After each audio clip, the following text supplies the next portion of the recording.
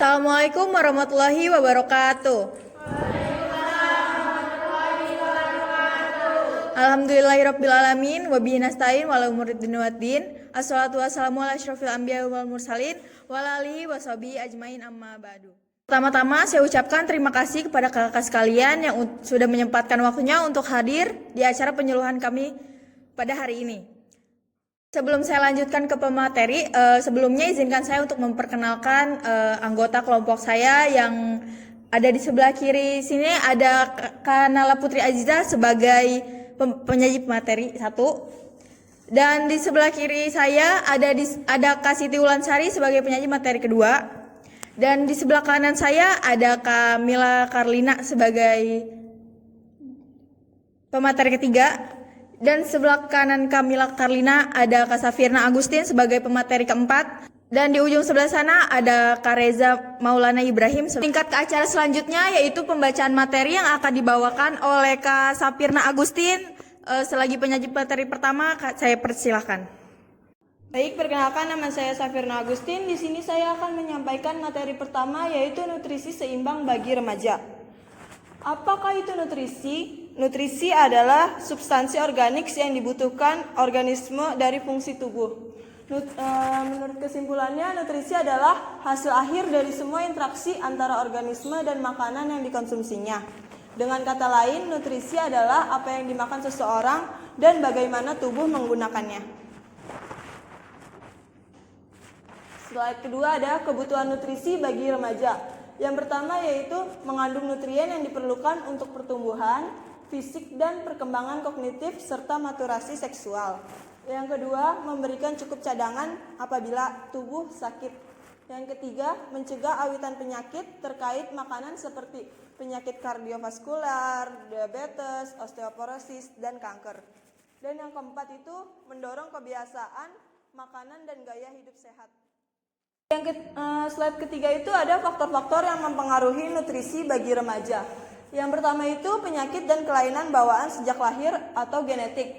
Yang kedua, penyalahgunaan obat-obatan atau kecenderungan alkohol dan rokok hubungan seksual terlalu dini. Yang ketiga, konsumsi makanan seperti tablet Fe atau makanan mengandung zat besi defisiensi Fe. Yang keempat, ketidakseimbangan antara asupan dan pengeluaran. Yang kelima, pengetahuan tentang nutrisi dan gizi. Keenam, pekerjaan atau aktivitas fisik. Yang ketujuh, lingkungan. Kedelapan, pengobatan. Dan yang kesembilan itu depresi, stres dan kondisi mental. Baik, untuk slide selanjutnya akan dibacakan oleh teman saya yaitu Mila Karlina. Kakak-kakak di sini tahu gak sih apa menu sehat yang penting untuk remaja? Ada yang tahu? Jadi pada remaja itu ada terbagi menjadi 6. Yang pertama adalah karbohidrat. Karbohidrat merupakan salah satu makronutrien yaitu nutrisi yang diperlukan tubuh dalam jumlah besar dan dapat menghasilkan energi karena mengandung kalori. Yang kedua itu ada protein. Protein merupakan zat gizi yang diperlukan untuk pertumbuhan dan memiliki banyak manfaat seperti kacang merah, telur, daging, dan oatmeal. Yang ketiga itu ada lemak. Lemak adalah zat makanan yang bersifat organik yang dapat diperoleh dari tumbuh-tumbuhan dan hewan. Dan yang keempat adalah serat. Serat adalah sejenis karbohidrat dalam makanan nabati tidak dapat dicerna atau diserap oleh tubuh. Yang kelima itu vitamin.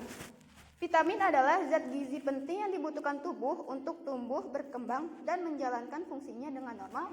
Dan yang terakhir itu ada mineral.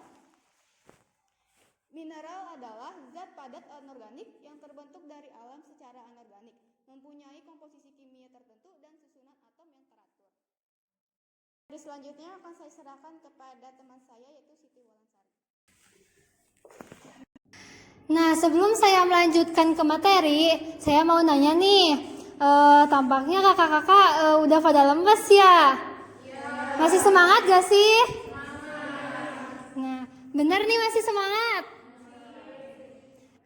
Nah, selanjutnya saya akan membacakan bagaimana sih makanan yang sehat itu bagi remaja. Kakak-kakak udah tahu gak makanan yang sehat itu bagi remaja itu apa sih? Ya udah, saya akan bacakannya. Yang pertama itu makanan yang mengandung gizi dan zat besi yang cukup. Jadi kita harus mengkonsumsi makanan yang zat gizinya cukup dan juga banyak mengandung gizi yang untuk mempengaruhi pertumbuhan dan perkembangan pada usia remaja kalian.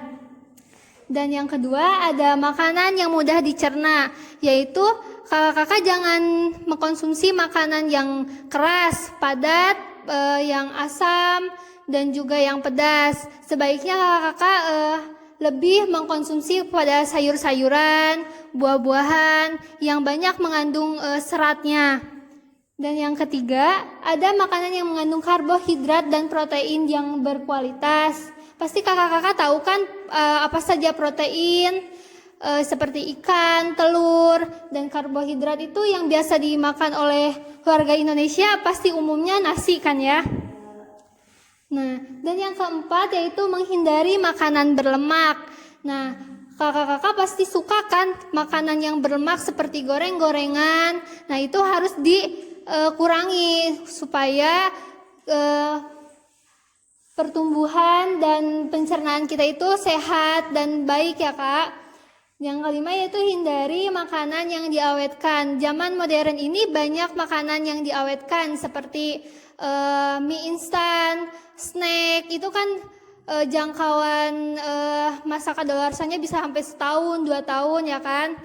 Nah yang keenam, minum air putih 8 gelas per hari untuk meningkatkan cairan elektrolit kita dalam tubuh. Nah kakak-kakak tahu gak bagaimana cara mengolah makanan yang sehat bagi tubuh?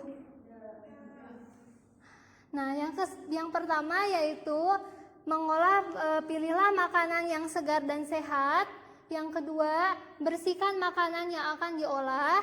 Yang ketiga, cuci terlebih dahulu. Dan yang keempat, gunakan peralatan masak yang bersih.